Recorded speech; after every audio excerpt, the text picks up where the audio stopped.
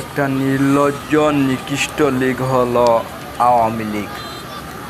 এদের চরিত্র সম্পর্কে কোনো ভাষা নেই। এরা খুবই নিকৃষ্ট, নির্লজ্জ, বেহায়া। ইনশাআল্লাহ এদের সবার বিচার হবে যারা এই হত্যাকাণ্ডের সাথে জড়িত ছিল। প্রায় 1500 লোকদেরকে হত্যা করেছিল। এই খুনি লীগদের অবশ্যই বিচার হবে। তার সাথে সাথে আগামীকাল থেকে জুলাই আগস্টে শুরু ইনশাআল্লাহ এই খুনিদের বিচার হবে। জুলাই আগস্টে সকল শহীদদের রুহের মাগফিরাত কামনা করি। আল্লাহ যেন তাদের শহীদি দেশ নসিব দান করেন।